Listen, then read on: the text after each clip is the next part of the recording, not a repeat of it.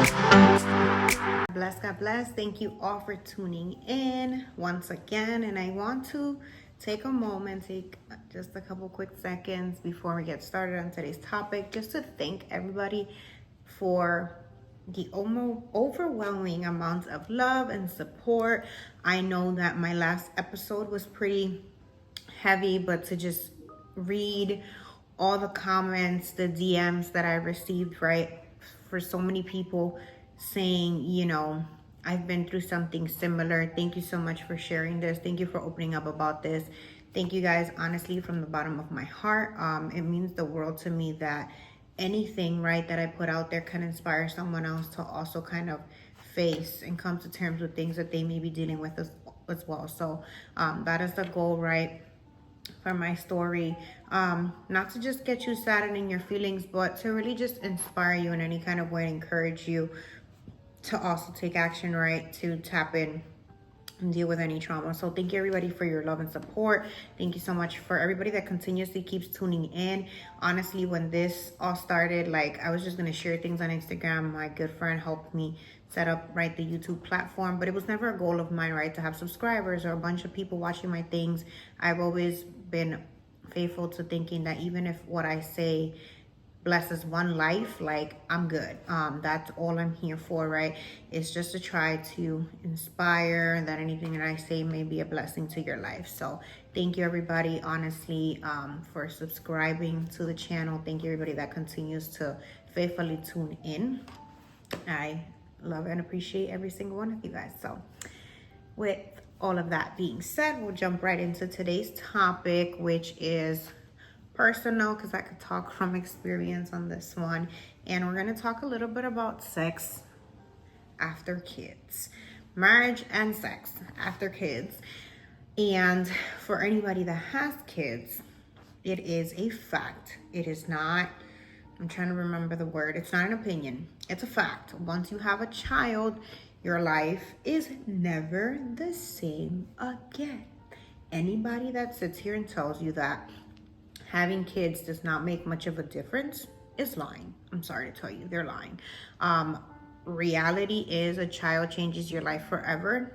Literally, from the most basic things to the most complicated things, right? You are now responsible for a whole other human being, and not just the responsibilities, like the physical responsibilities, picking up after these little humans, getting them to places. You're not just physically responsible for them, your mentality, everything completely changes. Talking from the perspective as a mom, I think that the change is even more drastic potentially than for the dad, because we are normally the primary caretakers, right? Even if we're working, we're usually the one getting them up, ready for school, making the appointments, going with them to the appointments. So just mentally, even from the time your baby's born, like, you're usually the one getting up, right, to give them milk, whether you're breastfeeding or a bottle. And you usually have this thing, like, once you hear the cry, you're up. So that completely changes your life forever. Having kids definitely changes it, your mentality. You're no longer so concerned about your well-being, but you're now so much more concerned about these little humans that you brought into the world's well-being. So anybody that tells you having kids, oh yeah, it's not a big deal, like, we just take our kids everywhere, everything's normal. No, it's not. Like, don't be lying. Even if your kids are the most well-behaved, like, the point is, it is no longer, once you have kids, it is no longer just you and your spouse. And that definitely does change things. Kids are a blessing. I'm going to put that disclaimer totally out there. I love my kids to death, would give my life in a heartbeat for my children. Love them, don't regret having them. They're a blessing in all the ways possible. They drive me nuts, but I also absolutely love them and would die for them, would do anything in the world for them. That being said, though, they definitely change the dynamic of a relationship, of a marriage. And I want to talk about that because I feel like, especially in the Christian community, we don't talk about that enough. Like, we don't talk about how important it is for you to still focus on your marriage, focus on your relationship, even after kids come to play. And I think that because we don't talk about this is why we have so many moms and dads in the congregation sitting there with their minds and their eyes wandering elsewhere. And a lot of times we end up with so many people in adultery. And, we talk all day about how horrible she was for cheating, how horrible he is for cheating, right? And nothing excuses that. Of course, you know, you break your vows. That's totally on you. That's your decision. That is something you have to own, and there is no excuse for that. We cannot blame the other person for that. Ultimately, it's our actions. All we can control is our actions. We can't control what someone else does. So you deciding to step out of your marriage, your relationship, is totally on you. You cannot blame the other person, even if certain things drove you to that point. Ultimately, that decision is on you. You have to own that. But what I'm saying is really that we don't address many things that if we did, it would prevent potentially people from stepping out. And I know that that can be contradictory because, again, right, ultimately that's a decision. And some people think like if you're just an unfaithful person, it doesn't matter how good you got it, whether your wife is great, your husband's great, like if that's something you want to do, you're going to do it. I agree to a certain extent. I definitely think that we see it all the time, right? We hear like, what? He cheated on her? Like, she's beautiful. You know, she's a stay-at-home mom, or she's a boss. Like, she has her own things. You know, she's giving him 4 kids. Like, we hear it all the time of like these men cheating on these stellar women, vice versa. These women cheating on the husband, like working 3 and 4 jobs, trying to maintain the house, you know, showering them with everything, treating them like a queen. We hear about these things all the time. So I definitely do believe that sometimes you can be the best wife, husband, attempt to be, and the person may still step out on you. Absolutely, right? But I think that ultimately we need to address things that we sometimes do, right? Me as a wife, that I can do that can get my husband looking in another direction. Like, yeah, ultimately he shouldn't. Nothing that I do should get him there. But there are things, like, let's be real. Sometimes we try to act like, you know, this person is just going to be faithful at all costs. They should be. But I should help them. Like, why should I make it harder for someone to, you know, like, make it easy for them? Be absolutely amazing as your role as a husband or your wife. That way, if that person does do something, that's totally their loss. And they're the dumbass, sorry for my French, you know, for stepping out on you. I've always said it, like, I've never really had jealousy problems. I know my worth. I know what I bring to the table. And I know that it don't matter if there's people that look better than me. It doesn't matter, you know, if somebody brings, you know, something else. Like, I know what I bring. I know my worth. I know my value.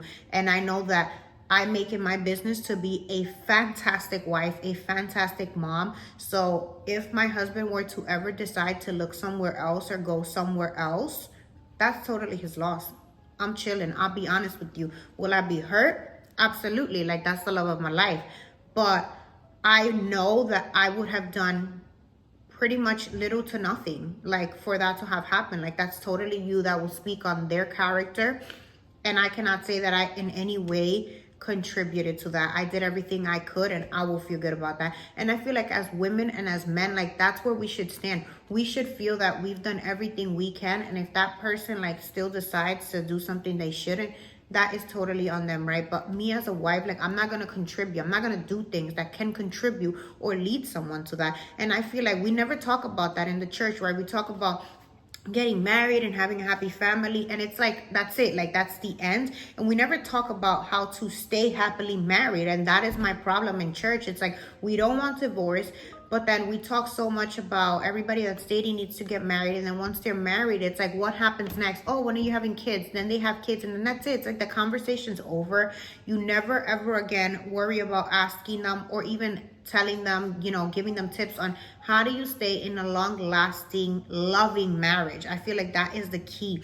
Like, my issue is we have so many long-lasting marriages. There's no love. I want a long, loving marriage. I don't just want my marriage to last through times and years just because, and I don't love this person, and we're just there because we're Christian and we should be together. We're just there because we have kids. And unfortunately, I feel like a lot of people, especially Christians, like, let's keep it 100% real, we're called to not believe in divorce. We're called to not separate. So we have a lot of people in the church married legally. That's it.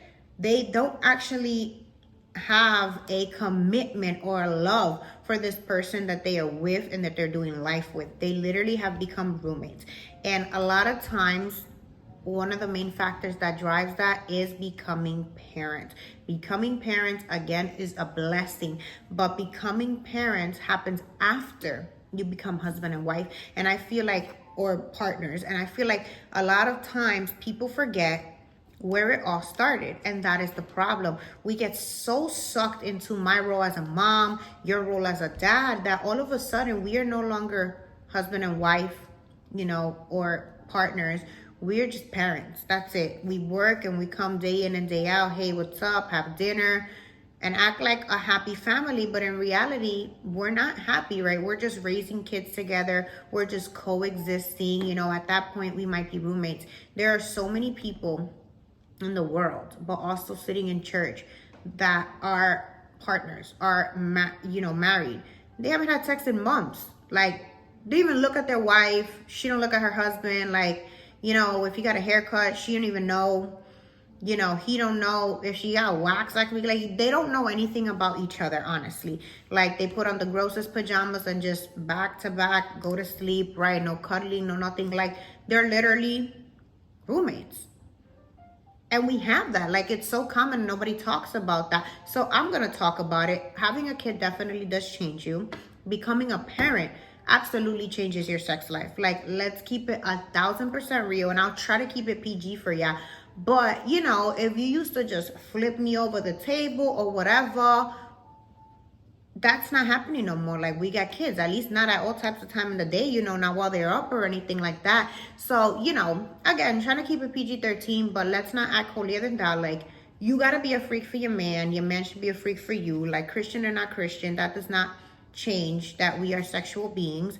And the whole point of the constitution of marriage is for you to embark and explore and enjoy each other wholeheartedly, as long as both are respecting one another. Like, enjoy each other. That is the whole point of constitution of marriage. Is one of the many great benefits, right? Is that you get to really just physically connect with this partner, right? With your lifetime partner. And that sometimes stops to happen when you have kids. And personally, for me, I always made it my business and look up to this couple that takes time for themselves. They go on like 2 vacations a year.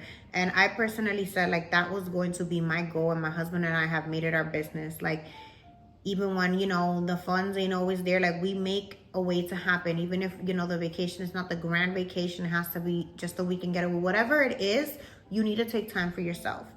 And daily things, like doing daily things, to spice things up. You got to keep things interesting. Just because you have kids does not mean that you just completely neglect your spouse, that you neglect your partner, that you neglect their needs. We all have physical needs. Women need to feel desired. Men need to feel desired. My needs need to be satisfied. My husband's needs need to be satisfied.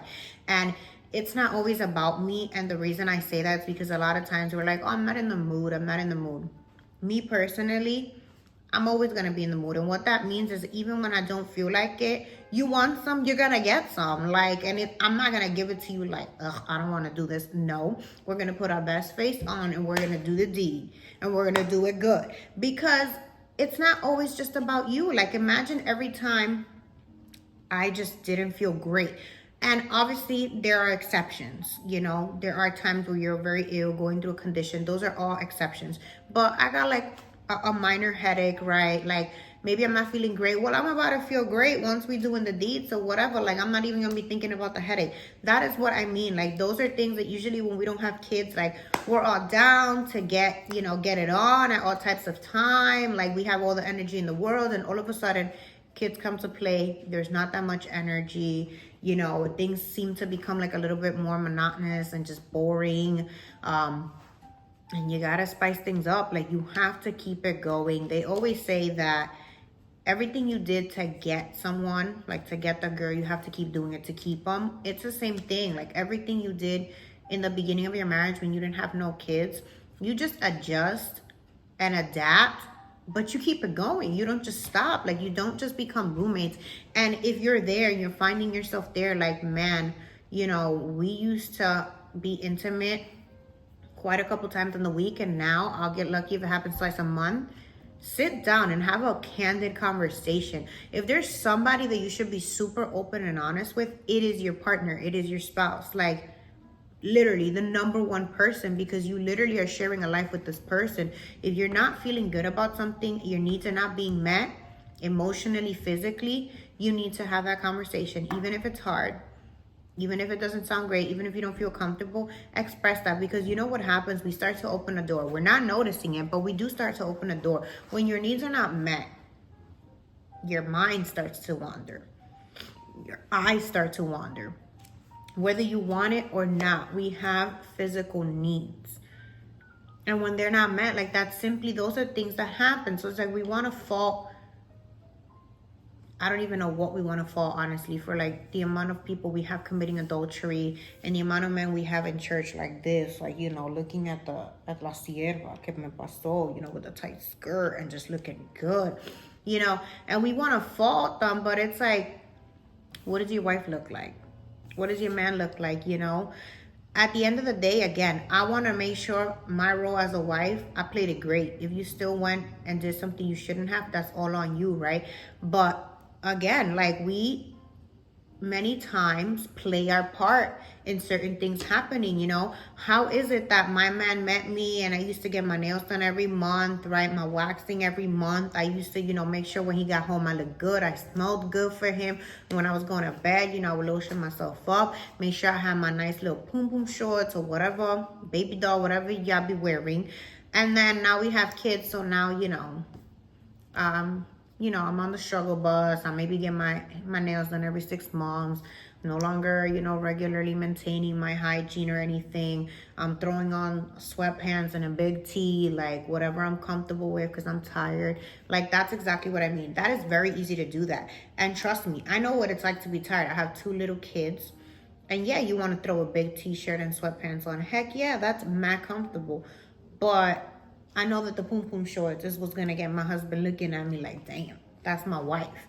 So that's what I'm going to put on. And that's exactly what I mean. A lot of times we want to get so stuck in making it all about us. Like, I'm tired. I do want to wear. Yes, you do want to wear the sweatpants, but there's a lot of things in life that it's not about what you feel like doing. Like, still show up, there's a reason behind it, right? Because I'm still igniting and keeping the fire. I'm keeping my husband interested, right? I'm keeping my husband looking. I'm keeping my husband's desire towards me. Like, I'm feeding that, right? But sometimes we do the opposite of that, and it's like, at that point, like, you are adding to things going south, which we should not do, and vice versa. I'm giving my perspective as a woman, but some men do the same thing.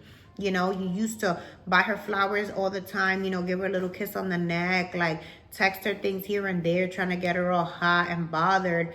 And now, like, if you even call her once in your day, and you come in and, plain old tap kiss, no more flowers. Like, you just can't stop doing the things you did at the beginning. That is exactly what ruins a marriage. And I am by no means saying that things don't change. Oh, absolutely. When kids come to play, they absolutely change. That is what I'm saying. But because they change, you change too. So just because my kids are here doesn't mean that's it. We don't have sex anymore because they're just here up and running all day. No, kids take naps. Kids need to be in bed at a certain time. Your kids should not be up with you if you're up till 11 o'clock. They should not be up with you till 11 o'clock. When you going to have sex with your man? Like, let's keep it real. Let's keep it 1,000% real. If you just have no control over, you don't have no schedule, no nothing, no plan, that's what's going to happen. Your kid is just rocking with you all day. It's like, when is there going to be time for mom and dad to get together, right? And be husband and wife, partners. We can't leave that out. Like, we can't just devote ourselves to being mom and dad. And a lot of people lose their identity in just becoming that role, that mom or dad role. And we cannot do that. Be a great mom, be a great dad, but you need to be a great spouse before anything. Because remember, you are the example that your kids are growing up watching. I want my kids to look at our marriage and be like, damn, I want that. I want that kind of love that my mom and dad have for each other. Like, I want my man to still be sweating me 20, 30 years down the line. And I want to contribute to that, right? I want to keep that going. So sex after having kids in a marriage absolutely changes. Like I said, right? If you used to bend over the table in the middle of the day, you can't do that.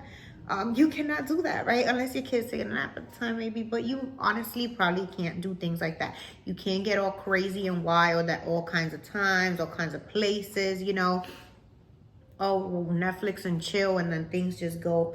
No, you're probably Netflix and chilling with your kids right next to you, right? So you have to adjust. I've honestly heard of couples that schedule out when they're going to be intimate. I don't personally do that. I think it's a little bit weird, but hey, I've heard it works for some people. Literally putting it on the schedule, like, hey, Thursday this week, Saturday this week, like them kids getting melatonin, we gonna figure it out. We're gonna do the D. Do what you gotta do, whatever works for you. But my point is, don't stop doing everything that you used to do. Like, don't change in that way. Once we have kids, sex does change, right? But make it and keep it interesting, keep it spicy. We used to send them pictures, like, still do that. You know, what's stopping you from doing that? You got a bathroom, girl, go in the bathroom real quick and send them something. Like, you used to dress nice, you used to come home, you used to be smelling good, looking good. Put some nice clothes on, spray some nice perfume on yourself, and make sure your man knows, like, you're here. Hello. You know, don't just stop doing all those things. And same thing with the man, right? You used to cater to your wife, like, baby, what you need, you want a foot rub, still do that. You know, you used to get your wife all hot and bothered, maybe with a call here during the day, a text message, whatever. Continue to do that. We have to keep spicing things up. You cannot let that fire die out. Once you let that fire die out, guess what? If you don't ignite that fire again, somebody else is going to want to come along and ignite that fire for your man or for your wife. And that is not a great thing.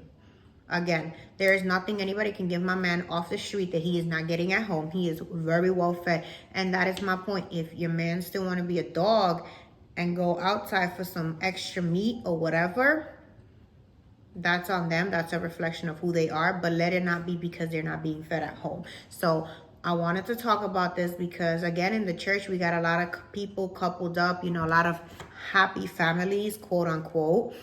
But all we have is mom and dad playing their part and playing their role. And what we need more is loving marriages that have resulted in a beautiful family, but that they're genuinely happy in their relationship, fulfilled, fully satisfied. And again, right, you're not always going to be up. There's ups and downs in a relationship, and that includes your sex life, right? There are times where, you know, maybe wife or husband decided to pursue a different career now. They're having to work double time. Somebody decides to go back to school and you're supporting each other and all of that. Maybe a newborn. Life gets very crazy at times. It's all about adjusting and adapting. And whenever there's a setback, just talking about it. Communication. You have to keep open lines of communication with your husband, with your spouse, when your needs are not being met. Like, have those hard conversations. Sex is not something you should feel uncomfortable, weird talking about openly with your partner. Like, I'm not going to hold you. I used to feel that way in the beginning, right? It was still weird. And I still cringe, right? And get a little bit blushy maybe when we're touching up on those subjects.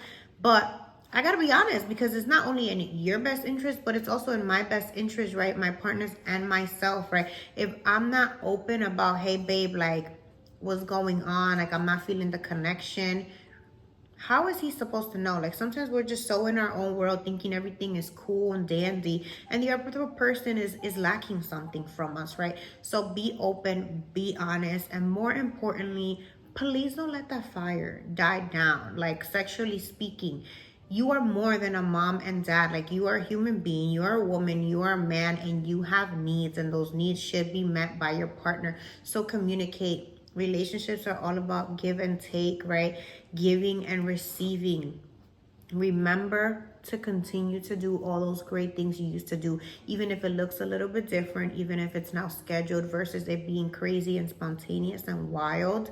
But keep it interesting, keep it spicy, do what you gotta do. Do what you gotta do. Do what works for you and your partner, but do something. That is my point. Don't sit there and just get sucked into everyday life of being parents, of being tired, and of being busy. You know, it's a wormhole, right? And it starts small, right? It starts one day with not caring to now you're a month, 6 months, a year, 2 years, 3 years into just not caring about being together. And that love starts to die. That fire, honestly, just starts to die out, and it's not a great thing. So I encourage you that although kids are a blessing, they come around and they do change your sex life a little bit. Adapt, adjust, keep it spicy. Don't be scared to keep it spicy. And yes, that goes for my Christian folks. Like, we are meant to be freaks in the bed with our spouse. Like, don't come to me with this holier than that. No, like, we're not here for that. We are here to please one another in the covenant of our marriage. So don't forget, don't be shy. Have those hard conversations if you need to have them. Make time for each other. Don't let that fire die out. Keep it spicy, people. God bless you.